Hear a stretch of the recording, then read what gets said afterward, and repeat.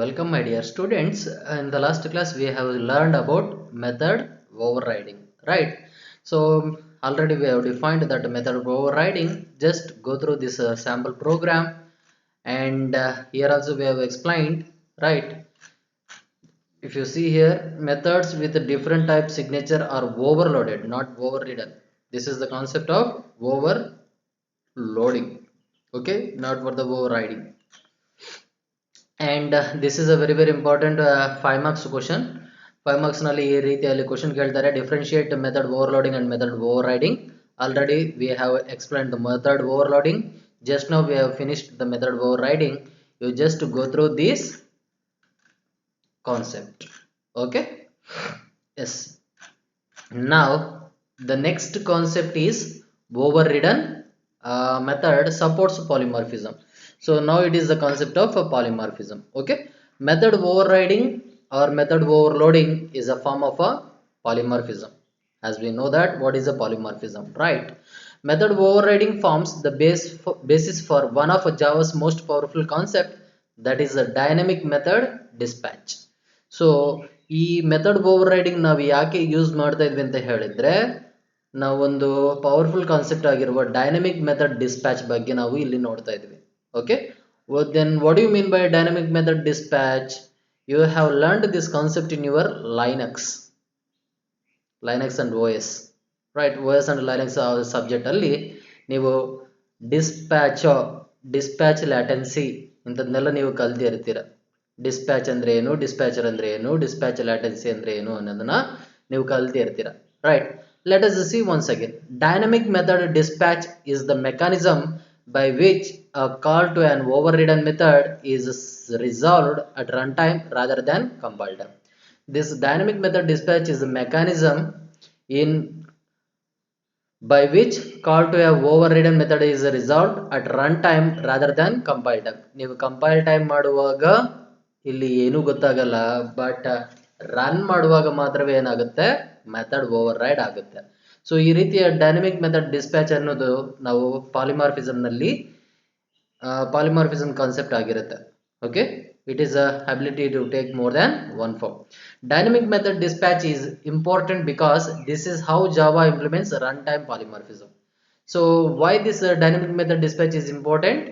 Because we are calling a method at the runtime, okay? We are calling a method at runtime. Got it?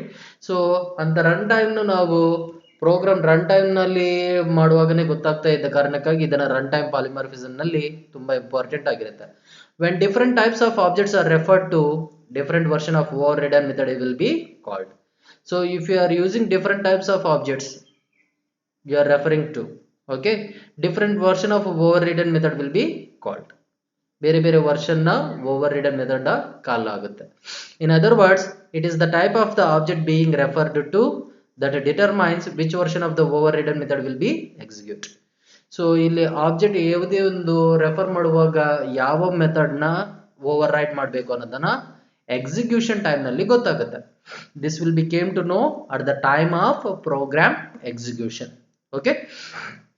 Therefore, if a superclass contains a method that is overridden by a subclass, when the different types of object referred to through a superclass reference variable, different version of the methods are executed. So ನಾವು super class ನಲ್ಲಿನೂ ಸಾಕಷ್ಟು method ಉಂಟು ಅಂತ ಹೇಳ್ತಾ ಇದ್ವಿ, ಸಬ್ class ನಲ್ಲಿನೂ ಸಾಕಷ್ಟು method ಉಂಟು ಅಂತ ಹೇಳ್ತಾ ಇದ್ವಿ. These methods, different types of methods are referred by objects, right? So ನಿಮ್ಮ ಸೂಪರ್ ಕ್ಲಾಸ್ ಮೆಥಡ್ ನ ಆಕ್ಸೆಸ್ ಮಾಡಬೇಕಾದ್ರೆ ಸೂಪರ್ ಕ್ಲಾಸ್ ಆಬ್ಜೆಕ್ಟ್ ಯೂಸ್ ಮಾಡಬೇಕು, ಸಬ್ ಕ್ಲಾಸ್ ಆಬ್ಜೆಕ್ಟ್ ನ ಯೂಸ್ ಮಾಡಬೇಕಾದ್ರೆ ಸಬ್ ಕ್ಲಾಸ್ ಆಬ್ಜೆಕ್ಟ್ ನ ರೆಫರ್ ಮಾಡಬೇಕು. ಇಲ್ಲಿ ನೀವು ಆಕ್ಸೆಸ್ ಮಾಡುವಾಗ ಸೂಪರ್ ಕ್ಲಾಸ್ ನ ಆಕ್ಸೆಸ್ ಮಾಡ್ತಾ ಇದ್ರಾ, ಸಬ್ ಕ್ಲಾಸ್ ನ ಆಕ್ಸೆಸ್ ಮಾಡ್ತಾ ಇದ್ರಾ, ಅಥವಾ ಯಾವ ಕ್ಲಾಸ್ ನೀವು ಓವರ್ ರೈಡ್ ಮಾಡ್ತಾ ಇದ್ದೀರಾ ಅನ್ನೋದನ್ನ ನಮ್ಗೆ ಯಾವಾಗ ಗೊತ್ತಾಗುತ್ತೆ, ಪ್ರೋಗ್ರಾಮ್ ರನ್ ಮಾಡುವಾಗನೇ ಗೊತ್ತಾಗುತ್ತೆ, ಓಕೆ? ಈ ಡೈನಮಿಕ್ ಮೆಥಡ್ ಡಿಸ್ಪ್ಯಾಚ್ ಅನ್ನ ನಾವು ಇಲ್ಲಿ ನೋಡಬಹುದು. Let us see the dynamic method dispatch, okay? Yes, here class A is exist, void call me. In the class we are having a method call me. In this we are having inside A's call method, and here class B extends A. So class B is inheriting the property of class A. Here it is also having void call me method, right? So here we are having inside B's call method, and in class C extends A, and class C is also inheriting the A.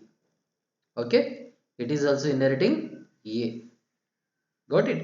And now void call me system.out.println inside C's call method. We are displaying, right? ಇಲ್ಲಿ class A ತಗೊಂಡಿದ್ದೀವಿ, class B ತಗೊಂಡಿದ್ದೀವಿ, class C ತಗೊಂಡಿದ್ದೀವಿ. Class B, class C, class A ನ inherit ಮಾಡ್ತಾ ಉಂಟು. So class B is the derived class and class A is the super class, and class C is the derived class and class A is the base class. Okay, so ಈ ಮೂರು class ಅಲ್ಲಿ ಕಾಲ್ me method ಉಂಟು. ಕಾಲ್ me method ನಲ್ಲಿ ಬೇರೆ ಬೇರೆ output statement ಇದೆ, right? ಇಲ್ಲಿ program end ಆಗಲಿಲ್ಲ. ಈಗ ನಾವು ಇನ್ನೊಂದು ಕ್ಲಾಸ್ ಬರಿತಾ ಇದ್ವಿ. What is the name of the class? dispatch. In the dispatch we are having new our main method, public static void main method is there. For the class A you are creating the object A, for the class B you are creating the object B, for the class C you are creating the object C, right? Okay, now let us see. For the object for the class A you are declaring the object reference. Okay, you are declaring the variable. Idanna ನಾವು already ಹೇಳಿದ್ವಿ. Please make a note. For the class A you have declared the variable, instance variable. Okay, ಇಲ್ಲಿ create ಮಾಡಲಿಲ್ಲ. Please make a note. This variable is assigned A. Then what is A? A is the object of class A. Object of class A is declared to the object reference of a variable, right? Now r dot call me ಅಂತ ಹೇಳ್ತಾ ಇದ್ವಿ. ಈ r ಇಂದ ಕಾಲ್ ಮಿ ಮಾಡುವಾಗ ಏನಾಗುತ್ತೆ? A class ನಲ್ಲಿ ಇರುವ ಕಾಲ್ me method call ಆಗುತ್ತೆ. Next, for the same class you have declared the object but you have not created. Please observe here. But the declared object refers the particular object. ಇಲ್ಲಿ a object declaration ಮಾಡಿದ್ದೀರಾ, ಅದು reference object ಆಗಿ ಹೇಗೆ work ಆಗುತ್ತೆ? ಇದು ಯಾವುದನ್ನು point ಮಾಡುತ್ತೆ? ಇಲ್ಲಿ ಬಿ ಆಬ್ಜೆಕ್ಟ್ ನ ರೆಫರ್ ಮಾಡುತ್ತೆ. ಈಗ ನಾನು ಕಾಲ್ ಮಾಡುವಾಗ ಏನಾಗ್ತಾ ಉಂಟು? So this is referring, this object reference is referring class B. Okay, class B ನಲ್ಲಿ ಇರುವ ಕಾಲ್ ಮಿ ಮೆಥಡ್ ನ ಕಾಲ್ ಮಾಡುತ್ತೆ. ಅದೇ ರೀತಿಯಲ್ಲಿ ಸೇಮ್ ಕ್ಲಾಸ್ಗೆ ಸಂಬಂಧಪಟ್ಟ ಆಬ್ಜೆಕ್ಟ್ ನ ನಾವು ಅಸೈನ್ ಮಾಡಿದ್ದೀವಿ, ವೇರಿಯಬಲ್ ಡಿಕ್ಲೇರ್ ಮಾಡಿದ್ದನ್ನ ಯಾವುದಕ್ಕೆ ರೆಫರ್ ಮಾಡ್ತಾ ಇದೀವಿ? We are referring to the object C. It is just like as ಇಲ್ಲಿ ಒಂದು ಮೂರು ವೇರಿಯಬಲ್ ಇರುತ್ತೆ. ಆ ಮೂರು ವೇರಿಯಬಲ್ ಏನ್ ಮಾಡ್ತಾ ಉಂಟು? It is pointing. R is pointing to the object A, R is pointing to the object B, R is pointing to the object C. Okay, right. So ಯಾವಾಗ ನೀವು ರೆಫರ್ ಮಾಡ್ತಾ ಇದ್ದೀರೋ ಆಟೋಮೆಟಿಕಲಿ ಆ ಮೆಥಡ್ ಮಾತ್ರವೇ ಕಾಲ್ ಮಾಡುತ್ತೆ. ಈ ರೀತಿಯಲ್ಲಿ ತಗೊಳ್ಳುವಾಗ ನಮ್ಗೆ ಏನಾಗ್ತಾ ಉಂಟು? ಇನ್ಸರ್ಟ್ ಸೇಸ್ ಕಾಲ್ ಮಿ ಮೆಥಡ್, ಇನ್ಸರ್ಟ್ ಬೀಸ್ ಕಾಲ್ ಮಿ ಮೆಥಡ್, ಇನ್ಸರ್ಟ್ ಸಿ ಕಾಲ್ ಮಿ ಮೆಥಡ್ ಬರ್ತಾ ಉಂಟು, ರೈಟ್? ಸೊ ಈ ರೀತಿಯಲ್ಲಿ ನಾವೇನ್ ಮಾಡ್ಬೋದು? ಪ್ರೋಗ್ರಾಮ್ ರನ್ ಮಾಡುವಾಗ we can specify. You have learned these concepts in schedulings, right? Scheduling ನಲ್ಲಿ ಯಾವುದು ಪ್ರಯಾರಿಟಿ ಶೆಡ್ಯೂಲಿಂಗ್ ಉಂಟು ಅಥವಾ ಯಾವುದು SRT ಶೆಡ್ಯೂಲಿಂಗ್ ಉಂಟು, ಇಂಥದೆಲ್ಲ ನೀವು ಕಲ್ತಿ ಇರ್ತೀರ. ಸೊ ಅಂತ ಶೆಡ್ಯೂಲಿಂಗ್ಸ್ ನಲ್ಲಿ ಈ ರೀತಿಯ ಸ್ಪೆಸಿಫಿಕೇಶನ್ ನಾವು ಮಾಡಬಹುದು. Okay, so that is what exactly dynamic dispatch method. At the program runtime we can able to decide which method we have to call, which method we have to call, even though classes are having the same call method, same methods. Okay, yes. So let us see, if I start running this program, what it will be the output. I'm copying, I'm taking my notepad plus plus,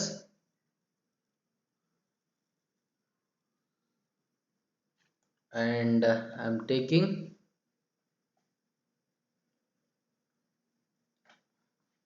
new file and I'm pasting, right?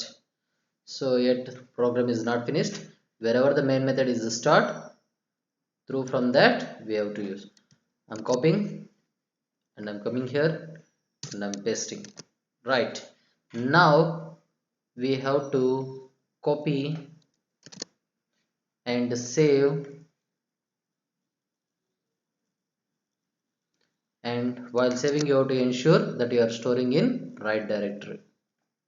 Okay, You have to ensure that you are saving in the right directory with the name of the class .java. Okay, afterwards how to take, go to the start button, run. Here we have to type cmd and command prompt will come.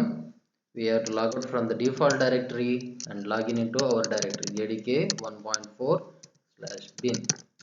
Now java c, what is the name of class? Dispatch.java, right? Dispatch.java we are compiled. So after the compilation, it doesn't know which method has to be run, which method has to be write. Now while running, it is showing insert c call method, insert b call method, insert call c method. For example, in this case, if you try, ಇಲ್ಲಿ 3 ಕ್ಲಾಸ್ಗೆ object create ಮಾಡಿದ್ದೀರಾ, class C ಇಂದ ನೀವು just call me method ಮಾಡಿದ್ರೆ ಏನಾಗುತ್ತೆ ಅನ್ನೋದನ್ನ ನೋಡಿ. It will overrides class A's method. Okay, c dot call me ಮಾಡ್ತಾ ಇದ್ದೀನಿ. For example c dot call me ಮಾಡಿದ್ರೆ ಆಟೋಮೆಟಿಕಲಿ ಏನಾಗುತ್ತೆ, it will override the method exist in A. ಅದೇ ರೀತಿಯಲ್ಲಿ b dot call me method ಮಾಡಿದ್ರೆ b is the object, right? b dot call me method ಮಾಡಿದ್ರೆ ಏನಾಗುತ್ತೆ, it will override of class A, right? Let us see. I am compiling and I am running. So ಇಲ್ಲಿ ಬರುವಾಗ ನೀವು ನೋಡಿ ABC already reference variable ಇತ್ತು, ಹಾಗೇನೆ ಉಂಟು. Inserts C ಕಾಲ್ me method ಮಾತ್ರವೇ ಬಂದಿದೆ. ಯಾಕೆ? Because it is over riding the method exist in your base class. ಇಲ್ಲಿನೂ ಅಷ್ಟೇ, B is inheriting base class A. ಈಗ ವೈಡ್ ಕಾಲ್ ಮಿ ಮೆಥಡ್ ಉಂಟು, ನೀವು ಕಾಲ್ ಮಾಡುವಾಗ ಆಟೋಮೆಟಿಕಲಿ ಏನಾಗ್ತಾ ಉಂಟು, it is over riding. Okay, that's it. So next our concept is use of overridden methods. Then what are the usage of overridden methods? Overridden method allow Java to support runtime polymorphism. ಇಂಥ overridden method ನಾವು ತಗೊಂಡ್ರೆ compulsory runtime polymorphism ನ support ಮಾಡುತ್ತೆ. So ಇಂಥದೆಲ್ಲ ನಮಗೆ ಬೇಕು ಅಂತ ಹೇಳ್ತಾ ಇದೀವಿ, ಪ್ರೋಗ್ರಾಮ್ ರನ್ ಮಾಡುವಾಗನೇ ತಗೊಳ್ಬೇಕು. Okay, yes, polymorphism is essential to object oriented programming for one reason: it allows a general class to specify method that will be common to all of its derivatives, while allowing subclass to define the specific implementation of some or all of those methods. So in the polymorphism method ಯಾಕೆ ಬೇಕು ಅಂತ ಹೇಳಿದ್ರೆ, ಇಲ್ಲಿ common ಆಗಿ ಎಲ್ಲಾ class ನಲ್ಲಿ ಕೆಲವು methods ಇರುತ್ತೆ. ಆ ಕೆಲವು ಮೆಥಡ್ಸ್ ನಲ್ಲಿ ಯಾವ ಮೆಥಡ್ ನೀವು ಚೂಸ್ ಮಾಡಬೇಕು ಅನ್ನೋದನ್ನ ನಿಮ್ಮ ಸಬ್ ಕ್ಲಾಸ್ ಮೆಥಡ್ ಇಂದ ನೀವು ಸ್ಪೆಸಿಫಿಕ್ ಆಗಿ ಇಂಪ್ಲಿಮೆಂಟ್ ಮಾಡ್ತೀರಾ, ರೈಟ್? ಸೊ ಫಾರ್ ಎಕ್ಸಾಂಪಲ್ ನಾನೊಂದು ಜನರಲ್ ಎಕ್ಸಾಂಪಲ್ ಹೇಳ್ತೀನಿ. ಇಲ್ಲಿ ನಿಮ್ಮ ಹತ್ರ ಬ್ಲ್ಯಾಕ್ ಅಂಡ್ ವೈಟ್ ಟಿವಿ ಉಂಟು, ಕಲರ್ ಟಿವಿ ಉಂಟು, ಸ್ಮಾರ್ಟ್ ಟಿವಿ ಉಂಟು, ಆಸ್ ವೆಲ್ ಆಸ್ ಹೋಮ್ ಥಿಯೇಟರ್ನು ಉಂಟು, ರೈಟ್?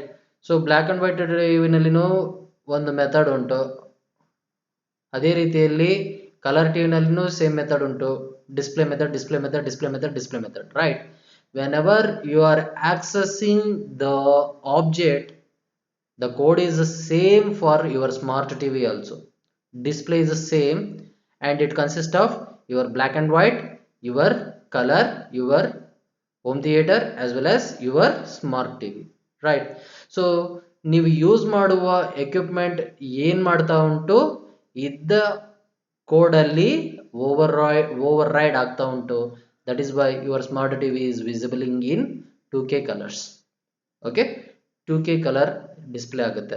ಹೋಮ್ ಥಿಯೇಟರ್ ನಲ್ಲಿ ನಿಮ್ಮ RGB ಕಲರ್ಸ್, ರೈಟ್? ಅದೇ ಕಲರ್ ಟಿವಿನಲ್ಲಿ ನಿಮ್ಮ RGB ಕಲರ್ಸ್. ಅದೇ ರೀತಿಯಲ್ಲಿ ನಿಮ್ಮ ಬ್ಲ್ಯಾಕ್ ಅಂಡ್ ವೈಟ್ ಟಿವಿನಲ್ಲಿ it is black and white colours. Okay, so ಈ ರೀತಿಯಲ್ಲಿ ನಾವು ಸ್ಪೆಸಿಫೈ ಮಾಡ್ಬೋದು. Overridden method are another way that Java implements the one interface multiple method aspect of polymorphism. So ಈ ಓವರ್ರಿಡನ್ method ಇಂದನೂ ಮತ್ತೇನು ನಾವು ಇನ್ನೂ ಏನು ಮಾಡ್ಬೋದು ಅಂತ ಹೇಳ್ತಾ ಇದ್ದಾರೆ ಇಲ್ಲಿ. We can able to implement one interface multiple method. ಒಂದು ಇಂಟರ್ಫೇಸ್ ನ ಯೂಸ್ ಮಾಡಿ ಅದರಲ್ಲಿ ಮಲ್ಟಿಪಲ್ ಮೆಥಡ್ಸ್ ಉಂಟು, ಆ ಮಲ್ಟಿಪಲ್ ಮೆಥಡ್ಸ್ ನಲ್ಲಿ ನೀವು ಡಿಸೈಡ್ ಮಾಡ್ಕೊಳ್ಬಹುದು. Okay, aspect of polymorphism. For example, ಇವತ್ತು ನಮ್ಮ ಹತ್ರ ಕ್ಯಾಮರಾದಲ್ಲಿ ಸಾಕಷ್ಟು ಆಪ್ಷನ್ಸ್ ಬರುತ್ತೆ, ರೈಟ್? ಕೆಲವೆಲ್ಲ ಆಪ್ಸ್ ಇರುತ್ತೆ. ಆ ಆಪ್ಸ್ ನಲ್ಲಿ ನಾವೇನ್ ಮಾಡ್ತಾ ಇರ್ತೀವಿ, ನಾವು ತೆಗೆದಿರುವ ಫೋಟೋಗೆ ನಾವೆಲ್ಲ ಡಿಸೈನ್ಸ್ ಎಲ್ಲ ಸೆಟ್ ಮಾಡ್ತಾ ಇರ್ತೀವಿ, ಹೌದಾ? Correct? It is a same. ನೀವು ಏನು ಚೂಸ್ ಮಾಡ್ತಿರೋ, ಯಾವ ಬ್ಯಾಕ್ಗ್ರೌಂಡ್ ಚೂಸ್ ಮಾಡ್ತೀರೋ, ಯಾವ ಮೀಮ್ಸ್ನ ಚೂಸ್ ಮಾಡ್ತಿರೋ ಅಥವಾ ಯಾವ ಟೋಪಿ ಅಂಥದ್ದೆಲ್ಲ ಚೂಸ್ ಮಾಡ್ತಿರೋ, that is applying to your object. You are specifying, right? You are overriding. Got it? Clear? So likewise, this polymorphism is acting as one interface for multiple methods. The superclass provides all element that a subclass can use directly.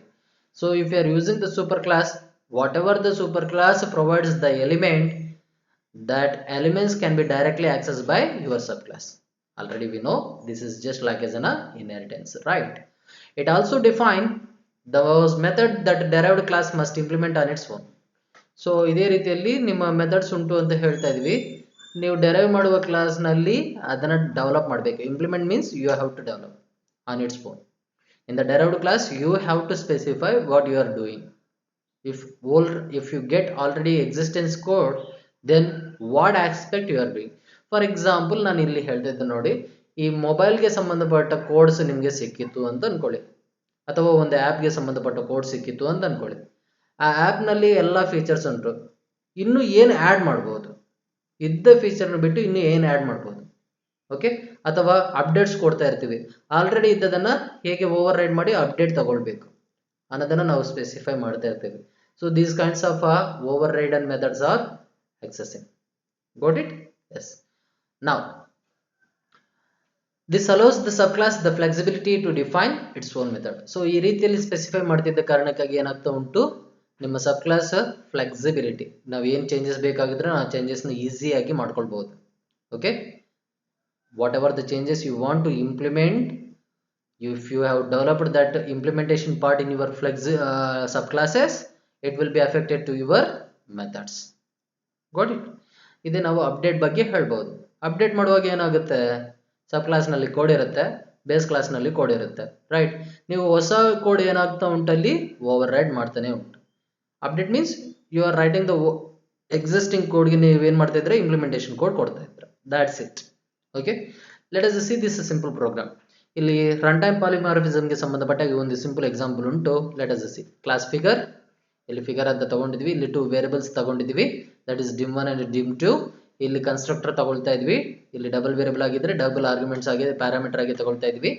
Let us see what we are doing. Okay, dim1 is equal to a, dim2 is equal to b. whatever the argument we have supplied, we are assigning to the declared variable. Next we are calculating the double area. Area of a figure is undefined. We do not know what is the area of a figure, that is why we are just displaying area of a figure is undefined. Now we are returning. Here the class figure ends, here the double area ends, here the class figure ends. Now please observe here, class rectangle extends a figure. Now rectangle class ಮಾಡ್ತಾ ಇದ್ವಿ, as we know what is the area of a rectangle, right? Length into breadth ಅಂತ ನಮಗೆ ಗೊತ್ತುಂಟು. ಆದರೆ ಯಾವ feature inherit ಮಾಡ್ತಾ ಉಂಟು ಅಂತ ಹೇಳ್ತಾ ಇದೀವಿ, ಫಿಗರ್ ಫೀಚರ್ನ ಫಿಗರ್ ಕ್ಲಾಸ್ನ ಇನ್ಹೆರಿಟ್ ಮಾಡ್ತಾ ಉಂಟು. ಅಲ್ಲಿದ್ದ ವೇರಿಯಬಲ್ಸ್ ಆಗಿರ್ಬೋದು, ಮೆಥಡ್ಸ್ ಆಗಿರ್ಬೋದು, ಎಲ್ಲವನ್ನು ನಾನೇ ಆಕ್ಸೆಸ್ ಮಾಡ್ಬೋದು. ಇಲ್ಲಿ ನಾನು ಕನ್ಸ್ಟ್ರಕ್ಟರ್ ಸ್ಪೆಸಿಫೈ ಮಾಡ್ತಾ ಇದ್ರೆ ಆಲ್ರೆಡಿ ಅಲ್ಲಿ ಕನ್ಸ್ಟ್ರಕ್ಟರ್ ಉಂಟು, ಆ ಕನ್ಸ್ಟ್ರಕ್ಟರ್ಗೆ ನಾವು ವ್ಯಾಲ್ಯೂ ಪಾಸ್ ಮಾಡಬೇಕು. ಇಲ್ಲಿ ಏರಿಯಾ ಆಫ್ ರೆಕ್ಟಾಂಗಲ್ಗೆ ನಮಗೆ 2 ವೇರಿಯಬಲ್ಸ್ ಸಾಕು, ಅದಕ್ಕೆ ನಾವು double a, b ತಗೊಂಡಿದ್ವಿ. The same value will be passed to the base class constructor through the super method. What is the purpose of super method? To initialize the base class constructor. Base class constructor ಯಾವುದು, figure ನಲ್ಲಿ ಇದ್ದ figure constructor ನ initialisation ಮಾಡುತ್ತೆ. Next ಇಲ್ಲಿ double area ಅನ್ನೋದನ್ನೇ ತಗೊಂಡಿದ್ವಿ. ಇಲ್ಲಿ inside area of rectangle ಮಾಡ್ತಾ ಇದ್ವಿ, return dim1 into dim2. So length into breadth already ನಮಗೆ ಗೊತ್ತುಂಟು, ಅದನ್ನು ನಾವು ಇಲ್ಲಿ ಮಾಡ್ತಾ ಇದೀವಿ. ಓಕೆ, ಸೊ ಇಲ್ಲಿ ನಾವು ಡಿಕ್ಲೇರ್ ಮಾಡಿರುವ ವೇರಿಯಬಲ್ dim1 dim2 ಅದನ್ನು ನಾವು ಈ ಕ್ಲಾಸ್ ನಲ್ಲಿ ಆಕ್ಸೆಸ್ ಮಾಡ್ತಾ ಇದೀವಿ. ನೆಕ್ಸ್ಟ್ ಕ್ಲಾಸ್ ಟ್ರಯಾಂಗಲ್, ಇನ್ನೊಂದು ಕ್ಲಾಸ್ ತಗೊಳ್ತಾ ಇದೀವಿ, ಎಕ್ಸ್ಟೆನ್ಸ್ ಫಿಗರ್. ನಿಮ್ಮ ಟ್ರಯಾಂಗಲ್ ಕ್ಲಾಸ್ನ ಏನಾಗ್ತಾ ಉಂಟು, ಫಿಗರ್ ಕ್ಲಾಸ್ನ ಇನ್ಹೆರಿಟ್ ಮಾಡ್ತಾ ಉಂಟು. ಇಲ್ಲಿನೂ ಕನ್ಸ್ಟ್ರಕ್ಟರ್ ಉಂಟು, ಯಾಕೆಂತ ಹೇಳಿದ್ರೆ ಫಿಗರ್ ನಲ್ಲಿ ಕನ್ಸ್ಟ್ರಕ್ಟರ್ ಕೊಟ್ಟಿದ್ದ ಕಾರಣಕ್ಕಾಗಿ ಇಲ್ಲಿನೂ ನೀವು ಕನ್ಸ್ಟ್ರಕ್ಟರ್ ಕನ್ಸ್ಟ್ರಕ್ಟ್ ಮಾಡಬೇಕು. ಇಲ್ಲಿನೂ ನಾವು 2 ವೇರಿಯಬಲ್ ತಗೊಳ್ತಾ ಇದ್ವಿ. Y? we know the area of a triangle is half into length into breadth, half into length into breadth. So double a comma b ಅಂತ ಡಿಕ್ಲೇರ್ ಮಾಡಿದೀವಿ. ಇಲ್ಲಿ super method, by using this super method base class constructor, figure class ನಲ್ಲಿ ಇರುವ constructor initialisation ಆಗುತ್ತೆ, right? Next we are calculating the double area method ನೇ ತಗೊಂಡಿದೀವಿ. ಇಲ್ಲಿ inside the area of A triangle we are returning dim1 into dim2 by 2. this is half into length into breadth. ಯಾರು ಈ method ಕಾಲ್ ಮಾಡ್ತಾ ಇದ್ದಾರೋ ಅವಾಗ automatically triangle method call ಆಗುತ್ತೆ. Okay. So ಇಲ್ಲಿಗೆ double area method end ಆಯಿತು, ಇಲ್ಲಿಗೆ ನಿಮ್ಮ ಕ್ಲಾಸ್ ಟ್ರಯಾಂಗಲ್ ಎಂಡ್ ಆಯಿತು. ನಾವು we are writing one more class, that is find areas. ಇಲ್ಲಿ ಮೇಲೆ ಫಿಗರ್ ಕ್ಲಾಸ್ ಆಗಲಿ, ರೆಕ್ಟಾಂಗಲ್ ಕ್ಲಾಸ್ ಆಗಲಿ, ಟ್ರಯಾಂಗಲ್ ಕ್ಲಾಸ್ ಆಗಲಿ, ಇಲ್ಲಿ ಯಾವುದೇ ಮೇನ್ ಮೆಥಡ್ ಇಲ್ಲ. ಆ ಮೇನ್ ಮೆಥಡ್ ಈ ಕ್ಲಾಸ್ನಲ್ಲಿ ಬರಿತಾ ಇದೀವಿ. Find areas, public static void main string arcs ಅಂತ ಬರೀತೀವಿ. ಇದು ಮೇನ್ ಮೆಥಡ್ ಆಗಿರುತ್ತೆ. ಫಿಗರ್ ಕ್ಲಾಸ್ನ ಆಬ್ಜೆಕ್ಟ್ ಕ್ರಿಯೇಟ್ ಮಾಡ್ತಾ ಇದ್ದೀವಿ. ಫಿಗರ್ ಕ್ಲಾಸ್ನ ಆಬ್ಜೆಕ್ಟ್ ಎಫ್ ಆಗಿರುತ್ತೆ. ಅದರಲ್ಲಿ ಕನ್ಸ್ಟ್ರಕ್ಟರ್ ಉಂಟು. ಆಬ್ಜೆಕ್ಟ್ ಕ್ರಿಯೇಟ್ ಮಾಡುವಾಗನೇ ನಾವು ಕನ್ಸ್ಟ್ರಕ್ಟರ್ ಇನಿಷಿಯಲೈಸೇಷನ್ ಮಾಡಿದ್ದೀವಿ. 10,10 it will B initialise. Rectangle ಕ್ಲಾಸ್ಗೆ ನಾವು ಆಬ್ಜೆಕ್ಟ್ ಕ್ರಿಯೇಟ್ ಮಾಡಿದ್ದೀವಿ. ಸೊ ಇಲ್ಲಿ ಕೊಡುವಾಗ ನ್ಯೂ ರೆಕ್ಟಾಂಗಲ್ 9,5 ಆಗಿರುತ್ತೆ. ಫಾರ್ ಎಕ್ಸಾಂಪಲ್ ಇಲ್ಲಿಂದ ಆಕ್ಸೆಸ್ ಮಾಡುವಾಗ ಆಲ್ರೆಡಿ ಇಲ್ಲಿ 10,10 ಇದ್ರೆ ಇಲ್ಲಿ ಏನಾಗ್ತಾ ಉಂಟು, ಈ ಕ್ಲಾಸಿಂದ ನೀವು ಆಕ್ಸೆಸ್ ಮಾಡುವಾಗ ರೆಕ್ಟಾಂಗಲ್ ಕ್ಲಾಸಸ್ ಇಂದ ನೀವು ಆಕ್ಸೆಸ್ ಮಾಡುವಾಗ A B value becomes these values 9,5. Okay. Triangle ಕ್ಲಾಸ್ಗೆ ನೀವು ಆಬ್ಜೆಕ್ಟ್ ಕ್ರಿಯೇಟ್ ಮಾಡಿದ್ರಾ, ಇಲ್ಲಿ ಆಬ್ಜೆಕ್ಟ್ ಕ್ರಿಯೇಟ್ ಮಾಡುವಾಗನೇ ವ್ಯಾಲ್ಯೂ ಸಪ್ಲೈ ಮಾಡ್ತಾ ಇದ್ರಾ, ಈ ವ್ಯಾಲ್ಯೂ ಇಲ್ಲಿಗೆ ತಗೊಳುತ್ತೆ. ಇಲ್ಲಿಂದ ನಿಮ್ಮ ಮೇನ್ ಮೆಥಡ್ ಫಿಗರ್ ನಲ್ಲಿ ಇರುವ ಎ ಬಿ ವ್ಯಾಲ್ಯೂಗೆ ಸಪ್ಲೈ ಆಗುತ್ತೆ. dim1 value, dim1 dim2 value ಇದಾಗಿರುತ್ತೆ. ನೆಕ್ಸ್ಟ್ ಬೇಸ್ ಕ್ಲಾಸ್ಗೆ ನಾನು ಏನ್ ಮಾಡ್ತಾ ಇದ್ದೀನಿ, ಒಂದು ಆಬ್ಜೆಕ್ಟ್ ಡಿಕ್ಲೇರ್ ಮಾಡ್ತಾ ಇದ್ದೀನಿ. Figure reference means object declare. Okay. ಆ ಆಬ್ಜೆಕ್ಟ್ ಡಿಕ್ಲೇರ್ ಯಾವುದನ್ನ ಪಾಯಿಂಟ್ ಮಾಡ್ತಾ ಉಂಟು, ದ ಆಬ್ಜೆಕ್ಟ್ ರೆಕ್ಟಾಂಗಲ್ ಆಬ್ಜೆಕ್ಟ್ ನ ಪಾಯಿಂಟ್ ಮಾಡ್ತಾ ಉಂಟು. ಓಕೆ. ನಾವು area is fig ref dot area ಅಂತ ಕೊಡ್ತಾ ಇದೀವಿ. Please observe here. What is fig ref? Fig reference is the declared object we have not created, but it is pointing to which object? Rectangle or object. So or object ನ refer ಮಾಡ್ತಾ ಉಂಟು. fig ref dot area ಅಂತ ಕೊಟ್ಟಿದ್ರೆ automatically rectangle ಏರಿಯಾನು ಕಾಲ್ ಮಾಡುತ್ತೆ. ಯಾವ method ನ ಕಾಲ್ ಮಾಡುತ್ತೆ, ಇಲ್ಲಿ ರೆಕ್ಟಾಂಗಲ್ ಕ್ಲಾಸ್ ನಲ್ಲಿರುವ ರೆಕ್ಟಾಂಗಲ್ ಮೆಥಡ್ ಕಾಲ್ ಮಾಡುತ್ತೆ. ರೆಕ್ಟಾಂಗಲ್ ಮೆಥಡ್ ಗೆ ಸಂಬಂಧಪಟ್ಟ 9 into 5 ಎಕ್ಸಿಕ್ಯೂಟ್ ಆಗುತ್ತೆ, not as an 10,10. 10 into 10 execute ಆಗಲ್ಲ. 9 into 5 that is 45 will be executed. Okay. And next same object declaration, base class ನ ಆಬ್ಜೆಕ್ಟ್ ಡಿಕ್ಲರೇಷನ್ ಮಾಡಿದ್ರ ಅದನ್ನು ನಾನು t ಗೆ ಕೊಟ್ಟಿದ್ದೀನಿ, ಟ್ರಯಾಂಗಲ್ ಆಬ್ಜೆಕ್ಟ್ ಗೆ ಅಸೈನ್ ಮಾಡಿದ್ದೀನಿ. Automatically it will refer triangle class ನ ಏರಿಯಾ ರೆಫರ್ ಮಾಡುತ್ತೆ. half into length into breadth, half into 10 into 8 80, 80 by 2 that is 40. 40 will be displayed, right? And next figure ref is equal to f. f ಅನ್ನು point ಮಾಡ್ತಾ ಇದ್ರ, f is your base class object, right? So ಈಗ area is figure ref dot area. ಇಲ್ಲಿ area is undefined, its value is 0. even ನೀವು 10 pass ಮಾಡಿದ್ರೇನು, even ಇಲ್ಲಿ ನೀವು 10 ಅನ್ನುವ value supply ಮಾಡಿದ್ರ, ಓಕೆ, dim1 dim2 ನಲ್ಲಿ 10 ಸಪ್ಲೈ ಮಾಡಿದ್ರ, ಬಟ್ ಫಿಗರ್ ಒಬ್ಬ ಫಾರ್ಮುಲಾ ನಮಗೆ ಗೊತ್ತಿಲ್ಲದ ಕಾರಣಕ್ಕಾಗಿ ಇಲ್ಲಿ ಏನುಂಟೋ ಆ ವ್ಯಾಲ್ಯೂ ಮಾತ್ರವೇ ಎಕ್ಸಿಕ್ಯೂಟ್ ಆಗುತ್ತೆ. Likewise it will be evaluated. Okay. Now we will see the execution of this program. So likewise these methods are overridden. Okay. Copy and take a new file and I am pasting. ನಿಮಗೆ ಅರ್ಥ ಆಗಬೇಕಾಗಿದ್ರೆ ಒಂದು 2-3 ಸಲ ಇದು check ಮಾಡಿ. ಅರ್ಥ ಆಗಲಿಲ್ಲದ ಹೋದ್ರೆ ಕೇಳಿ ದಯಮಾಡಿ. I will explain once again. Okay. ನೀವು ಈ ಪ್ರೋಗ್ರಾಮ್ನ ಅರ್ಥ ಮಾಡ್ಕೊಳ್ಬೇಕು, ಹೇಳುವ ಕಾನ್ಸೆಪ್ಟ್ನ ಅರ್ಥ ಮಾಡ್ಕೊಳ್ಬೇಕು.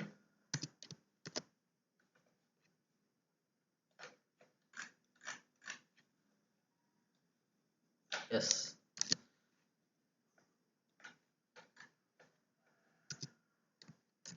So how to save this file, ಎಷ್ಟೇ ಕ್ಲಾಸ್ ಇರಲಿ, ಎಲ್ಲಿ ಮೇನ್ ಮೆಥಡ್ ಉಂಟು ಆ ಮೇನ್ ಮೆಥಡ್ ಕ್ಲಾಸ್ನ ಸೇವ್ ಮಾಡಬೇಕು. Control C. while saving ensure that you are storing in right folder. JDK 1.4 ನಲ್ಲಿ ಬಿನ್ ನಲ್ಲಿ ಸೇವ್ ಮಾಡ್ತಾ ಇದ್ರೆ ಅನ್ನೋದನ್ನ ಕನ್ಫರ್ಮ್ ಮಾಡ್ಕೊಳ್ಳಿ.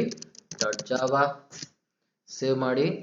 and next you have to take your command prompt. Already ಇಲ್ಲಿ ಓಪನ್ ನಲ್ಲಿ ಇಟ್ಕೊಂಡಿದ್ದೀನಿ, javac, and what is our program name, that is find areas. okay, javac find area .java. so there is no error, I'm running java find areas. So ಈ ರೀತಿಯ polymorphism technique ನಮಗೆ ತುಂಬಾ helpful ಆಗುತ್ತೆ. Okay. So ಅದಕ್ಕೆ ನಾವು ಈ polymorphism ನ ಕಲಿಯಬೇಕು. Overriding method is very very important. Okay. And next our concept is using final. This is also very very important question. ನಾನು ಆಲ್ರೆಡಿ ಹೇಳಿದ್ವಿ, final finalize, finally. Okay, finally is your exception, final is your constant, and finalize is destructor. Yes, the keyword final has three uses. This is very important, already I told.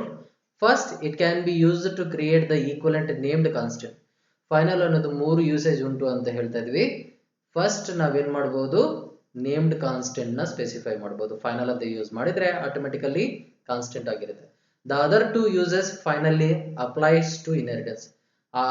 ಎರಡು usage ಏನಂತ ಹೇಳ್ತಾ ಇದ್ದಾರೆ, ನಿಮ್ಮ inheritance ಗೆ use ಮಾಡ್ತೇವೆ.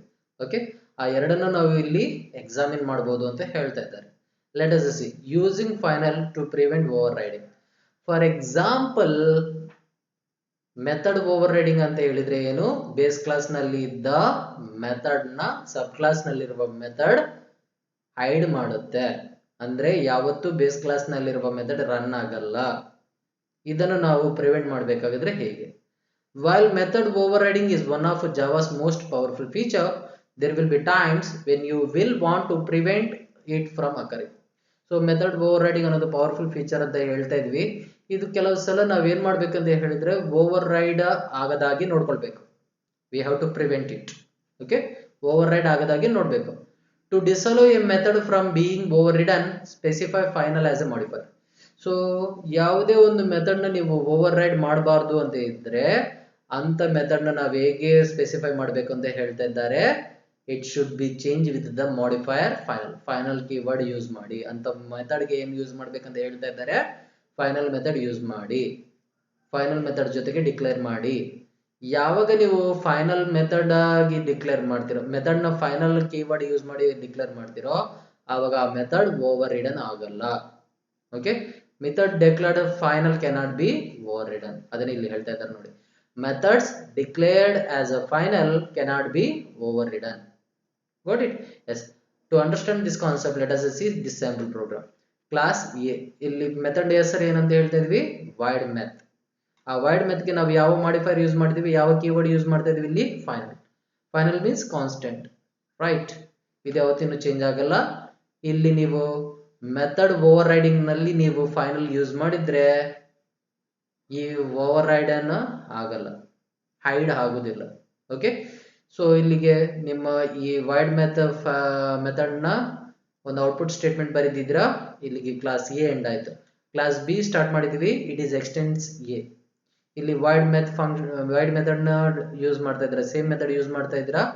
ಇಲ್ಲಿ ನೀವು access ಮಾಡ್ಬೇಕಂತ ನೋಡಿದ್ರೆ ಎರರ್ ಬರುತ್ತೆ. It will show as an error, can't override. Okay, ಯಾಕೆ ಈ ರೀತಿಯಲ್ಲಿ ಬರುತ್ತೆ ಅಂತ ಹೇಳಿದ್ರೆ, because this method is declared as final. This method is declared as final, automatically it will gives us an compile time error. ನೀವು ಈ program run ಮಾಡ್ಬೇಕಂತ ನೋಡಿದ್ರೇನು ಆಟೋಮೆಟಿಕಲಿ ಕಂಪೈಲ್ ಟೈಮ್ ಎರರ್ ಬರುತ್ತೆ. Okay, yes. ನಾವು ಫೈನಲ್ ಪ್ರಿವೆಂಟ್ಸ್ ಇನ್ಹೆರಿಟೆನ್ಸ್, ಅದನ್ನೇ ಇಲ್ಲಿ ಹೇಳ್ತಾ ಇದೀವಿ. ಇನ್ಹೆರಿಟೆನ್ಸ್ ಕಾನ್ಸೆಪ್ಟ್ ನು ಪ್ರಿವೆಂಟ್ ಮಾಡುತ್ತೆ. ಓವರ್ ರೈಡ್ ಮೆಥಡ್ ಮಾತ್ರವಲ್ಲ, ನಿಮ್ಮ ಇನ್ಹೆರಿಟ್ ಮಾಡೋದನ್ನ ಪ್ರಿವೆಂಟ್ ಮಾಡುತ್ತೆ. Okay, final prevents your inheritance. You can prevent a class from being inherited by preceding its declaration with final. ಯಾವುದೇ ಒಂದು ಕ್ಲಾಸ್ ಅನ್ನ ನೀವು ಫೈನಲ್ ಆಗಿ ಡಿಕ್ಲೇರ್ ಮಾಡಿದ್ರೆ, ಪ್ಲೀಸ್ ಅಬ್ಸರ್ವ್ ಹಿಯರ್, ಇಷ್ಟು ತನಕ ಕ್ಲಾಸ್ ನೇಮ್ ಅಂತ ಬರಿತಾ ಇದೀವಿ, right?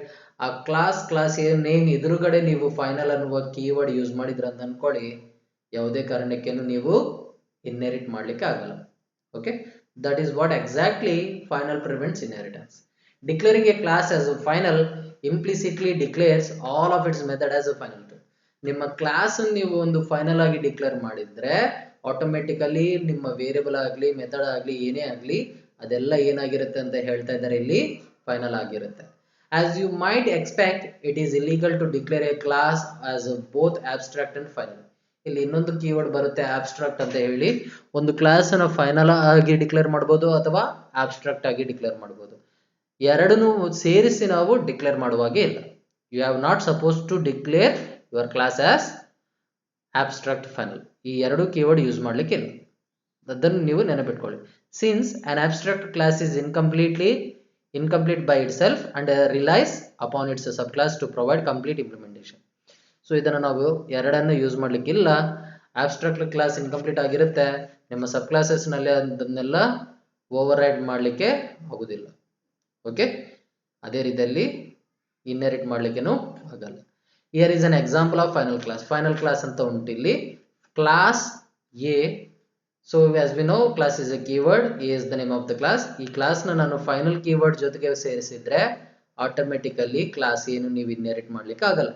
It prevents the inheriting. Got it? So ನೀವು ಆಕ್ಸೆಸ್ ಮಾಡ್ಬೇಕಂತ ನೋಡಿದ್ರೇನು it will give an compile time error can't subclass A. Okay, so that is the one of a usage of your final keyword. Final keyword is used to use it as in a constant one usage, and another is it is if you define any method as final, then it prevents overriding. If you define the class as a final, then it doesn't support inheritance concepts. Okay, yes. Next our concept is using abstract class. ಇದು 4 marks question ಕೇಳಿದ್ದಾರೆ, ಸಾಕಷ್ಟು ಬಾರಿ question ಕೇಳಿದ್ದಾರೆ. Abstract final ಗೆ difference ಏನು, abstract ಗೆ static ಗೆ difference ಏನು ಅನ್ನುವ ಕ್ವಶನ್ ಕೇಳಿದ್ದಾರೆ. ಇದನ್ನ ನೋಡಿ. ಓಕೆ, ಫೈನಲ್ ಮೆಥಡ್ ಏನ್ ಮಾಡುತ್ತೆ ಅಂತ ಹೇಳಿದ್ವಿ, ಓವರ್ ರಿಡನ್ ಮಾಡಿದ ಹಾಗೆ ಆಗುತ್ತೆ. ಕ್ಲಾಸ್ ಅನ್ನು ಫೈನಲ್ ಆಗಿ ಡಿಫೈನ್ ಮಾಡಿದ್ರೆ ಇನ್ಹೆರಿಟ್ ಮಾಡ್ಲಿಕ್ಕೆ ಆಗಲ್ಲ ಅಂತ ಹೇಳ್ತಾ ಇದ್ವಿ. ಈಗ ಆಬ್ಸ್ಟ್ರಾಕ್ಟ್ ಕ್ಲಾಸಸ್ ನ ಯೂಸ್ ಮಾಡಿದ್ರೆ ಏನಾಗುತ್ತೆ ಅನ್ನೋದನ್ನ ನೋಡುವ. Abstract method must be redefined in a sub class. ನಿಮ್ಮ ಆಬ್ಸ್ಟ್ರಾಕ್ಟ್ ಮೆಥಡ್ ಎಲ್ಲಿ ಸ್ಪೆಸಿಫೈ ಮಾಡ್ಬೇಕಂತ ಹೇಳ್ತಾ ಇದ್ದಾರೆ, ಆಬ್ಸ್ಟ್ರಾಕ್ಟ್ ಅನ್ನುವ ಕೀವರ್ಡ್ ನಿಮ್ಮ ಸಬ್ ಕ್ಲಾಸ್ ಮೆಥಡ್ ನಲ್ಲಿ ಯೂಸ್ ಮಾಡಬೇಕು. In this way making overriding compulsory. So ಕೆಲವು ಸಲ ಆಗುದಿಲ್ಲ, ಫೈನಲ್ ಯೂಸ್ ಮಾಡಿದ್ರೇನು ಆಗುದಿಲ್ಲ ಅಂತ ಹೇಳಿದ್ವಿ. ನಿಮ್ಗೆ ಫೈನಲ್ ಯೂಸ್ ಮಾಡಿದ್ರೇನು ಆಗದೇ ಇದ್ರೆ ಕಂಪಲ್ಸರಿ ಮಾಡ್ಬೇಕಂತ ನೋಡಿದ್ರೆ ಇಂಥ ಆಬ್ಸ್ಟ್ರಾಕ್ಟ್ ಕ್ಲಾಸಸ್ ನ ನಾವು ಯೂಸ್ ಮಾಡಬೇಕು. Yes, we are explaining the abstract classes. Abstract method must be redefined in a subclass. So ನೀವು abstract method ನ ನೀವು ಯೂಸ್ ಮಾಡ್ತಾ ಇದ್ರೆ subclass method ಅನ್ನ abstract ಆಗಿ ಡಿಫೈನ್ ಮಾಡಬೇಕು. ಯಾಕೆ abstract class subclass ನಲ್ಲಿ ಇರುವ ಮೆಥಡ್ abstract ಆಗಿ ಡಿಫೈನ್ ಮಾಡಬೇಕು? Sometimes we require compulsory overriding. Okay, sub class ನಲ್ಲಿ ಇದ್ದ ಮೆಥಡ್ ಏನ್ ಮಾಡಬೇಕು, ಬೇಸ್ ಕ್ಲಾಸ್ ನಲ್ಲಿ ಇರುವ ಮೆಥಡ್ ನ ಕಂಪಲ್ಸರಿ ಓವರ್ ರೈಡ್ ಮಾಡಬೇಕು ಅಂತ ಅನ್ಕೊಳ್ಳಿ. ಅವಾಗ ಕಂಪಲ್ಸರಿ ನಾವೇನ್ ಮಾಡಬೇಕು, ಸಬ್ ಕ್ಲಾಸ್ ನಲ್ಲಿ ಇರುವ ಮೆಥಡ್ ನ abstract modifier, abstract keyword use ಮಾಡಿ ಪ್ಲೇಸ್ ಮಾಡಬೇಕು. Okay, so let us see here. For example, if you specifies the class as an abstract, it definitely overrides. If you specify the method as an abstract, it definitely overrides. Okay, ಇಲ್ಲಿ inherit ಮಾಡ್ಲಿಕ್ಕೆ ಆಗಲ್ಲ ಅಂತ ನಾವು ಹೇಳಿದ್ವಿ. ಆ class ಅನ್ನು ನಾವು abstract ಅಂತ ಸ್ಪೆಸಿಫೈ ಮಾಡಿದ್ರೆ ಇನ್ಹೆರಿಟ್ ಮಾಡ್ಲಿಕ್ಕೆ ಆಗುತ್ತೆ. ಮೆಥಡ್ ನ ನಾವು ಆಬ್ಸ್ಟ್ರಾಕ್ಟ್ ಅಂತ ಡಿಫೈನ್ ಮಾಡಿದ್ರೆ ಕಂಪಲ್ಸರಿ ಓವರ್ ರೈಡ್ ಮಾಡ್ಲಿಕ್ಕೆ ಆಗುತ್ತೆ. ಆದ್ರೆ ಇಲ್ಲಿ ಆಬ್ಸ್ಟ್ರಾಕ್ಟ್ ಫೈನಲ್ ಅಂತ ಹೇಳಿ ಎರಡೂ ಕೀವರ್ಡ್ ನ ಯೂಸ್ ಮಾಡುವಾಗ ಇಲ್ಲ. Okay, when a class contain one or more abstract method, it should also be declared as abstract as shown in the above example. So ಒಂದಕ್ಕಿಂತ ಜಾಸ್ತಿ ಮೆಥಡ್ಗೆ ನಿಮಗೆ ಆಬ್ಸ್ಟ್ರಾಕ್ಟ್ ಬೇಕು ಅಂತ ಹೇಳಿದ್ರೆ ಅದನ್ನ ಕಂಪಲ್ಸರಿ ಆಬ್ಸ್ಟ್ರಾಕ್ಟ್ ಇಂದಾನೆ ಸ್ಪೆಸಿಫೈ ಮಾಡಬೇಕು. While using abstract classes to instantiate object directly. ನೀವು ಇಲ್ಲಿ ಆಬ್ಸ್ಟ್ರಾಕ್ಟ್ ಕ್ಲಾಸಸ್ ನ ಯೂಸ್ ಮಾಡಿದ್ರೆ ಆಬ್ಜೆಕ್ಟ್ ಕ್ರಿಯೇಟ್ ಮಾಡೋದು ಹೇಗೆ ಅನ್ನೋದನ್ನ ನಾವು ಇಲ್ಲಿ ನೋಡ್ತೀವಿ. ಓಕೆ, ಆಬ್ಸ್ಟ್ರಾಕ್ಟ್ ಕ್ಲಾಸಸ್ ನ ಯೂಸ್ ಮಾಡಿದ್ರೆ ನಾವು ಆಬ್ಜೆಕ್ಟ್ ನ ಡೈರೆಕ್ಟ್ ಆಗಿ ಕ್ರಿಯೇಟ್ ಮಾಡಬೇಕು. ಅದು ಹೇಗೆ ಅನ್ನೋದನ್ನು ಇಲ್ಲಿ ನೋಡ್ತೀವಿ. For example, we cannot use abstract classes to instantiate objects directly. So ನಿಮ್ಮ ಆಬ್ಸ್ಟ್ರಾಕ್ಟ್ ಕ್ಲಾಸಸ್ಗೆ ಜನರಲ್ ಶೇಪ್, ಫಾರ್ ಎಕ್ಸಾಂಪಲ್ ಇಲ್ಲಿ ಕ್ಲಾಸ್ ಶೇಪ್ ಅಂತ ಉಂಟು, shape s is equal to new shape ಅಂತ ತಗೊಂಡ್ರೆ it is treated as an illegal creation of an object because it is using the abstract. Okay, second one, the abstract method of an abstract class must be defined in its subclass. ನೀವು method ನ specify ಮಾಡೋದಾದ್ರೆ ಅದನ್ನ compulsory ಆ ಮೆಥಡ್ಗೆ ಏನ್ ಕೊಡ್ಬೇಕು ಅಂತ ಹೇಳ್ತಾ ಇದ್ದಾರೆ, ಆಬ್ಸ್ಟ್ರಾಕ್ಟ್ ಆಗಿ ಡಿಫೈನ್ ಮಾಡಬೇಕು. ಓಕೆ, ನಿಮ್ಮ ಕ್ಲಾಸ್ ನಲ್ಲಿ ಸಬ್ ಕ್ಲಾಸ್ ನಲ್ಲಿ ಏನಿರಬೇಕು, ಆ ಮೆಥಡ್ ಕಂಪಲ್ಸರಿ ಆಬ್ಸ್ಟ್ರಾಕ್ಟ್ ಆಗಿ ಇರಬೇಕು. We cannot declare abstract constructor or abstract static methods. So abstract constructor ಆಗಿರ್ಬೋದು, ಆಬ್ಸ್ಟ್ರಾಕ್ಟ್ ಸ್ಟ್ಯಾಟಿಕ್ ಮೆಥಡ್ಸ್ ಆಗಿರ್ಬೋದು, ಇಂಥದ್ನೆಲ್ಲ ನಾವು ಸ್ಪೆಸಿಫೈ ಮಾಡ್ಲಿಕ್ಕೆ ಆಗುದಿಲ್ಲ. ಈ ಆಬ್ಸ್ಟ್ರಾಕ್ಟ್ ನಾವು ಹೆಚ್ಚಿನಾಗಿ ಅಬ್ಸರ್ವೇಷನ್ ಮಾಡಬೇಕಾದ್ರೆ ಈ ರೀತಿಯಲ್ಲಿ ನಾವು ಆಬ್ಜೆಕ್ಟ್ ಕ್ರಿಯೇಟ್ ಮಾಡ್ಲಿಕ್ಕೆ ಆಗಲ್ಲ, ರೈಟ್? ಅದೇ ರೀತಿಯಲ್ಲಿ ಮೆಥಡ್ಗೆ ಅಂತ ಇದೆಲ್ಲ ನೀವು ಯೂಸ್ ಮಾಡೋದಾದ್ರೆ ಆಬ್ಸ್ಟ್ರಾಕ್ಟ್ ಅಂತ ಯೂಸ್ ಮಾಡಬೇಕು. ಆಬ್ಸ್ಟ್ರಾಕ್ಟ್ ಸ್ಟ್ಯಾಟಿಕ್ ಎರಡನ್ನ ನಾವು ಯೂಸ್ ಮಾಡುವಾಗಿಲ್ಲ, ಆಬ್ಸ್ಟ್ರಾಕ್ಟ್ ಕನ್ಸ್ಟ್ರಕ್ಟರ್ ಯೂಸ್ ಮಾಡುವಾಗಿಲ್ಲ, ರೈಟ್? ಇದನ್ನ ಅಂಡರ್ಸ್ಟ್ಯಾಂಡ್ ಮಾಡ್ಕೊಳ್ಬೇಕಂತ ಹೇಳಿದ್ರೆ ಇಲ್ಲೊಂದು ಎಕ್ಸಾಂಪಲ್ ಉಂಟು. Please observe here. Class A it is declared as abstract. ಇದರಲ್ಲಿ ಮೆಥಡ್ ತಗೊಳ್ತಾ ಇದೀವಿ void call me method that is also with abstract. Okay, next ಇನ್ನೊಂದು ಮೆಥಡ್ ತಗೊಂಡಿದ್ದೀವಿ void call me to. ಇದರಲ್ಲಿ this is a concrete method ಅಂತ ಕೊಟ್ಟಿದ್ದೀವಿ. So ಇಲ್ಲಿಗೆ ನಿಮ್ಮ call me to method end ಆಗುತ್ತೆ, ಇಲ್ಲಿಗೆ ನಿಮ್ಮ ಕ್ಲಾಸ್ ಎ ಎಂಡ್ ಆಗುತ್ತೆ. ನಾವು I am taking class B. Class B extends A, so it will inherit whatever the methods or whatever the variables exist in the base class, right? ಇಲ್ಲಿ void call me method ತಗೊಳ್ತಾ ಇದ್ದೀನಿ. void call me method ತಗೊಂಡಿದ್ದ ನಂತರ ಏನು ಮಾಡ್ತಾ ಇದ್ದೀನಿ, ಇಲ್ಲಿ system.out.println this implementation of call me ಅಂತ ಹೇಳ್ತಾ ಇದ್ದೀನಿ. ಸೊ ಆಟೋಮೆಟಿಕಲಿ ಏನಾಗುತ್ತೆ, ಇಲ್ಲಿ ಈ ಮೆಥಡ್ ನಲ್ಲಿ ಏನೇ ಒಂದು ವ್ಯಾಲ್ಯೂಸ್ ಅಂತ ಇದ್ರೆ it will B definitely overridden by the class B. Okay, compulsory override ಮಾಡುತ್ತೆ. ನೆಕ್ಸ್ಟ್ ಏನ್ ಮಾಡ್ತಾ ಇದೀವಿ ನೋಡಿ, ಇಲ್ಲಿಗೆ ಕ್ಲಾಸ್ ಬಿ ಕಾಲ್ ಮಿ ಮೆಥಡ್ ಎಂಡ್ ಮಾಡ್ತಾ ಇದೀವಿ, ಇಲ್ಲಿ ನಿಮ್ಮ ಕ್ಲಾಸ್ ಬಿ ನ ಎಂಡ್ ಮಾಡ್ತಾ ಇದೀವಿ. ಈಗ ಕ್ಲಾಸ್ ಎ ಆಬ್ಸ್ಟ್ರಾಕ್ಟ್ ಡೆಮೋ ಅಂತ ತಗೊಳ್ತಾ ಇದೀವಿ, ಇದರಲ್ಲಿ ಮೇನ್ ಮೆಥಡ್ ತಗೊಳ್ತಾ ಇದೀವಿ. ಕ್ಲಾಸ್ ಬಿ ಗೆ ಆಬ್ಜೆಕ್ಟ್ ಕ್ರಿಯೇಟ್ ಮಾಡಿದೀವಿ, B dot call me method ಮಾಡ್ತಾ ಇದೀವಿ. Automatically B's implementation of call me method ಬರುತ್ತೆ. Okay, and next B dot call me to call ಮಾಡುವಾಗ ಕಾಲ್ ಮಿ ಟು ಎಕ್ಸಿಕ್ಯೂಟ್ ಆಗುತ್ತೆ, right? So ಇಲ್ಲಿ ಇನ್ನೊಂದು example ಕೊಟ್ಟಿದ್ದಾರೆ, let us see here. Okay, but ಇಲ್ಲಿ ನೀವು ಕೇರ್ಫುಲ್ ಆಗಿ ಅಬ್ಸರ್ವೇಷನ್ ಮಾಡಿ, ಕ್ಲಾಸ್ ಯಾವ ಕ್ಲಾಸ್ಗೆ ನಾವು ಆಬ್ಜೆಕ್ಟ್ ಕ್ರಿಯೇಟ್ ಮಾಡಿದ್ವಿ. ಕ್ಲಾಸ್ ಎಗೆ ಆಬ್ಜೆಕ್ಟ್ ಕ್ರಿಯೇಟ್ ಮಾಡೋದಾದ್ರೆ it will show as an illegal. Okay, class ಎಗೆನು ನೀವು ಆಬ್ಜೆಕ್ಟ್ ಕ್ರಿಯೇಟ್ ಮಾಡಬಹುದು, but it is an abstract, it will show as an illegal.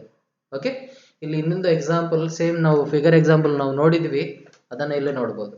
Before explaining this program, let me see this sample program. Okay, I will copy, we will see what it will come. I'm pasting. Now I'm taking it as an abstract demo.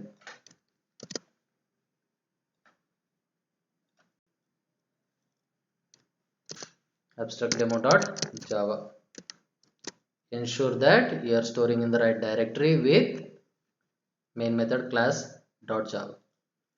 Yes, now we want to take our command prompt.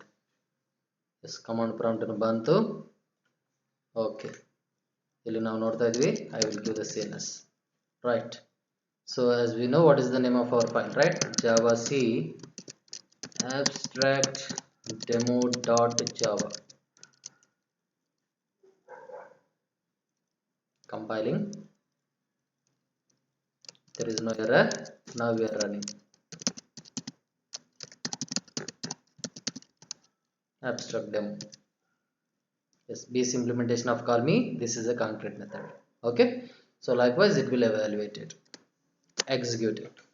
Now we will see another example. So last example ಅಲ್ಲಿ ನಾವು figure ನಾವು ನೋಡಿದ್ವಿ, ಅದೇ class ನಾನು ಈಗ ಏನು ಮಾಡಿದ್ದೀನಿ, ಇಲ್ಲಿ ಅಬ್ಸ್ಟ್ರಾಕ್ಟ್ ಮಾಡಿದ್ದೀನಿ. ಅಬ್ಸ್ಟ್ರಾಕ್ಟ್ ಅಂತ ಡಿಕ್ಲೇರ್ ಮಾಡಿದ್ರೆ ಏನಾಗುತ್ತೆ, ರೈಟ್? ಸೊ ಇಲ್ಲಿ ಕನ್ಸ್ಟ್ರಕ್ಟರ್ ಉಂಟು, ಈ ಕನ್ಸ್ಟ್ರಕ್ಟರ್ ನಲ್ಲಿ ಇದು ಲಾಸ್ಟ್ ನಾವು ಎಕ್ಸ್ಪ್ಲೇನ್ ಮಾಡಿರುವ ಪ್ರೋಗ್ರಾಮೇ. ಇಲ್ಲಿ ಡಬಲ್ ಏರಿಯಾನು ನಾವು ಅಬ್ಸ್ಟ್ರಾಕ್ಟ್ ಅಂತ ಡಿಕ್ಲೇರ್ ಮಾಡ್ತಾ ಇದೀವಿ ಬೇಸ್ ಕ್ಲಾಸ್ ನಲ್ಲಿ. ಸೊ ಈಗ ಏನಾಗುತ್ತೆ, ಕ್ಲಾಸ್ ರೆಕ್ಟಾಂಗಲ್ ಎಕ್ಸ್ಟೆನ್ಸ್ ಫಿಗರ್ ಅಂತ ಕೊಟ್ಟಿದ್ವಿ, ಇಲ್ಲಿ ರೆಕ್ಟಾಂಗಲ್ ಕನ್ಸ್ಟ್ರಕ್ಟರ್ ಉಂಟು. ರೆಕ್ಟಾಂಗಲ್ ಕನ್ಸ್ಟ್ರಕ್ಟರ್ ಇಂದ ನಾವು ಸೂಪರ್ ಕ್ಲಾಸ್ ನ ಇನಿಷಿಯಲೈಸೇಷನ್ ಮಾಡ್ತಾ ಇದ್ವಿ, right? Super method through. Next ಏನ್ ಮಾಡ್ತಾ ಇದ್ವಿ, ಇಲ್ಲಿ double area already base class ನಲ್ಲಿ ನೀವು ಡಬಲ್ ಏರಿಯಾನು ಹೇಗೆ ಡಿಕ್ಲೇರ್ ಮಾಡಿದ್ರಾ, ಅಬ್ಸ್ಟ್ರಾಕ್ಟ್ ಅಂತ ಕೊಟ್ಟಿದ್ರ. ಅಬ್ಸ್ಟ್ರಾಕ್ಟ್ ಅಂತ ಕೊಟ್ಟಿದ್ದ ಕಾರಣಕ್ಕಾಗಿ ಏನಾಗುತ್ತೆ, ಕಂಪಲ್ಸರಿ ಓವರ್ ರೈಡ್ ಆಗುತ್ತೆ. ಓಕೆ, ಎಸ್, ಇಲ್ಲಿ ಡಬಲ್ ಏರಿಯಾ ತಗೊಂಡಿದ್ರ, ಯಾವ process the area of rectangle. ಇಲ್ಲಿನೂ ಅಷ್ಟೇ ಕ್ಲಾಸ್ ಟ್ರಯಾಂಗಲ್ ಎಕ್ಸ್ಟೆನ್ಸ್ ಫಿಗರ್ ತಗೊಂಡಿದ್ರ, ರೈಟ್? ಸೊ ಟ್ರಯಾಂಗಲ್ ಗೆ ಸಂಬಂಧಪಟ್ಟ ಕನ್ಸ್ಟ್ರಕ್ಟರ್ ಡಿಫೈನ್ ಮಾಡಿದ್ರ, ಏರಿಯಾ ಮೆಥಡ್ ತಗೊಂಡಿದ್ರ. ಇಲ್ಲಿ ಪ್ರೋಸೆಸ್ ನಲ್ಲಿ dim1 into dim2 ಲಾಸ್ಟ್ ನಲ್ಲಿ ಎಕ್ಸ್ಪ್ಲೇನ್ ಮಾಡಿದ್ದೆ. ಇಲ್ಲಿ ಕ್ಲಾಸ್ ಅಬ್ಸ್ಟ್ರಾಕ್ಟ್ ಏರಿಯಾಸ್ ಅಂತ ತಗೊಳ್ತಾ ಇದೀವಿ, ಮೇನ್ ಮೆಥಡ್ ತಗೊಳ್ತಾ ಇದೀವಿ. ಈಗ ಇಲ್ಲಿ ಅಬ್ಸರ್ವೇಷನ್ ಮಾಡಿ, figure f is equal to new figure of 10,10 ಕೊಟ್ಟಿದ್ರೆ ಇಲ್ಲಿಗಲ್ ಆಗುತ್ತೆ. ಯಾಕೆ, ಕ್ಲಾಸ್ ಅನ್ನು ನಾವು ಹೇಗೆ ಡಿಕ್ಲೇರ್ ಮಾಡಿದ್ವಿ, ಬೇಸ್ ಕ್ಲಾಸ್ ನ ಅಬ್ಸ್ಟ್ರಾಕ್ಟ್ ಅಂತ ಮಾಡಿದ್ವಿ. ಅಬ್ಸ್ಟ್ರಾಕ್ಟ್ ಕ್ಲಾಸ್ ಗೆ ನಾವು ಈ ರೀತಿಯ ಡಿಕ್ಲರೇಷನ್ ಮಾಡ್ಲಿಕ್ಕೆ ಆಗುದಿಲ್ಲ. ಓಕೆ, ರೆಕ್ಟಾಂಗಲ್ ಕ್ಲಾಸ್ ಆಗಿ ಆಬ್ಜೆಕ್ಟ್ ಕ್ರಿಯೇಟ್ ಮಾಡಿದ್ದೀರಾ, ಅದೇ ರೀತಿನಲ್ಲಿ ಟ್ರಯಾಂಗಲ್ ಕ್ಲಾಸ್ಗೆ ಆಬ್ಜೆಕ್ಟ್ ಕ್ರಿಯೇಟ್ ಮಾಡಿದ್ರಾ, ಇಲ್ಲಿ ಫಿಗರ್ ಕ್ಲಾಸ್ಗೆ ಫಿಗರ್ ರೆಫರೆನ್ಸ್ ಆಬ್ಜೆಕ್ಟ್ ನ ಡಿಕ್ಲೇರ್ ಮಾಡಿದ್ರಾ, ಫಿಗರ್ ಕ್ಲಾಸ್ಗೆ ನೀವೇನು ಮಾಡಿದ್ರ ಫಿಗರ್ ರೆಫರೆನ್ಸ್ ವೇರಿಯಬಲ್ ಡಿಕ್ಲೇರ್ ಮಾಡಿದ್ರ ದಿಸ್ ಮೀನ್ಸ್ ಆಬ್ಜೆಕ್ಟ್ ಡಿಕ್ಲರೇಷನ್. ಅದು ಯಾವುದನ್ನು ಪಾಯಿಂಟ್ ಮಾಡ್ತಾ ಉಂಟು ರೆಕ್ಟಾಂಗಲ್ ಆರ್ನ ಪಾಯಿಂಟ್ ಮಾಡ್ತಾ ಉಂಟು. Figure reference next triangle point ಮಾಡ್ತಾ ಉಂಟು. ಆಟೋಮೆಟಿಕಲಿ ಏನಾಗುತ್ತೆ ಈ ಎರಡು ಸ್ಟೇಟ್ಮೆಂಟ್ ಎಕ್ಸಿಕ್ಯೂಟ್ ಆಗುತ್ತೆ. ಓಕೆ, ಸೊ ಈ ಎರಡು ಸ್ಟೇಟ್ಮೆಂಟ್ ಎಕ್ಸಿಕ್ಯೂಟ್ ಆಗುತ್ತೆ ಅಂತ ಹೇಳ್ತಾ ಇದ್ವಿ. For example let me copy the same program. Already ಇಲ್ಲಿ ಇದ್ದಾಗೆ ಉಂಟು. Let me check find areas. Right, ಇದನ್ನೇ ನಾನು file save as what is this abstract areas, right? Not in the case of abstract areas ಅಂತ ಮಾಡ್ತಾ ಇದ್ದೀನಿ. ಮಾಡಿ ಫೈಲ್ಗೆ ಹೋಗಿ ಸೇವ್ ಆಸ್ ಮಾಡ್ತಾ ಇದ್ದೀನಿ. It is abstract areas.java. okay, abstract areas.java. now this method has to be, sorry, this class has to be specified as abstract. ಈ ಕ್ಲಾಸ್ನ ಹೀಗೆ abstract ಕೀವರ್ಡ್ ಯೂಸ್ ಮಾಡ್ತಾ ಇದ್ದೀನಿ. ಓಕೆ, ಅದೇ ರೀತಿಯಲ್ಲಿ ಈ ಮೆಥಡ್ ಡಬಲ್ ಏರಿಯಾ ಮೆಥಡ್ನು ನಾನು ಏನು ಮಾಡ್ತಾ ಇದ್ದೀನಿ abstract ಅಂತ ಕೊಡ್ತಾ ಇದ್ದೀನಿ. ಸೊ abstract ಅಂತ ಕೊಟ್ಟಿದ ಮೇಲೆ ಅಷ್ಟೇ ಬಿಡ್ತಾ ಇದ್ವಿ. ಈಗ ಏನಾಗುತ್ತೆ ಅನ್ನೋದನ್ನು ನೋಡುವ. ಸೊ ಇಲ್ಲಿ ಎರರ್ ತೋರಿಸುತ್ತೆ, you are unable to create an object directly to your abstract class, right? yes, so ಇಲ್ಲಿ ಬರ್ತಾ ಇದ್ದೀನಿ. I am compiling now. let me compile. java c abstract error ತೋರಿಸುತ್ತೆ, ಅದಕ್ಕೆ ನಾವು ಇದನ್ನು ಮಾಡ್ತಾ ಇದ್ದೀವಿ. Okay, java.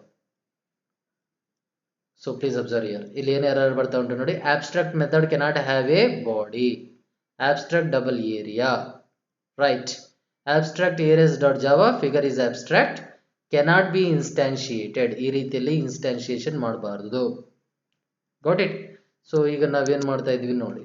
ಸೊ ನಿಮ್ಮ ಪ್ರೋಗ್ರಾಮ್ನಲ್ಲಿ ಚೆಕ್ ಮಾಡ್ಕೊಳ್ಳಿ, ಇಲ್ಲಿ ಏರಿಯಾ ಮೆಥಡ್ ಮಾತ್ರವೇ ಇರುತ್ತೆ, ರೈಟ್?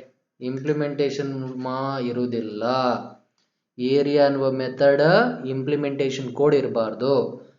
ಏರಿಯಾ ಅನ್ನುವ ಮೆಥಡ್ಗೆ ಇಂಪ್ಲಿಮೆಂಟೇಷನ್ ಕೋಡ್ ಇರಲೇಬಾರ್ದು. ಅದನ್ನು ನಾವು ನೋಟ್ ಮಾಡ್ಕೊಳ್ಬೇಕು. ಇಲ್ಲಿ ನಾವು ಏರಿಯಾ ಮೆಥಡ್ಗೆ ಇಂಪ್ಲಿಮೆಂಟೇಷನ್ ಕೋಡ್ ಕೊಟ್ಟಿದ್ದೀವಿ, ಇದು ಇರುವುದಿಲ್ಲ. Okay, so this should be always with like this. And ಈ ಥರ ನಾವು ಆಬ್ಜೆಕ್ಟ್ನ ಕ್ರಿಯೇಟ್ ಮಾಡಲಿಕ್ಕಾಗಲ್ಲ. It will be shown as an error. So why we are using this abstract? Compulsory override ಮಾಡಬೇಕಂತ ಹೇಳುವಾಗ ಕೆಲವು ಸಲ ನಾವು ಇಂಥದನ್ನೆಲ್ಲ ಯೂಸ್ ಮಾಡ್ತೀವಿ. Okay, variable F location figure F is equal to F. ಇಲ್ಲಿನೂ ಅಸೈನ್ ಮಾಡ್ಲಿಕ್ಕೆ ಆಗಲ್ಲ ಅಂತ ನಮಗೆ ಗೊತ್ತುಂಟು. ಇಲ್ಲಿ ನಾನು ಒಂದು ಮಿಸ್ ಮಾಡಿದ್ದೀನಿ ಲಾಸ್ಟ್ ಪ್ರೋಗ್ರಾಮಲ್ಲಿ. ಇಲ್ಲಿ ಫಿಗರ್ ಎಫ್ಗೆ ಪಾಯಿಂಟ್ ಮಾಡಲಿಕ್ಕಿಲ್ಲ. Okay, so it doesn't execute. That is why we have not suppose to call here, right? I am deleting these statements and saving. Yes, I am saving. Once again coming here and compiling. Now there is no error and now running program. Program na run ಮಾಡ್ತಾ ಇದ್ದೀನಿ, ಯಾವುದೇ error ಇಲ್ಲ. Right, Java abstract areas. Java abstract areas ಕೊಟ್ಟಿದ್ರೆ it will execute only a rectangle and triangle, but it doesn't execute your figure ಅಂತದೆಲ್ಲ execute ಆಗಲ್ಲ. Compulsory override ಆಗುತ್ತೆ. ಇಂಥದ್ನೆಲ್ಲ ನಾವು ಯೂಸ್ ಮಾಡ್ಬೋದು ಅಂತ ಹೇಳ್ತಾ ಇದ್ವಿ. Okay, yes, hope you understand this concept. This is the end of your chapter 6. See you in the next chapter.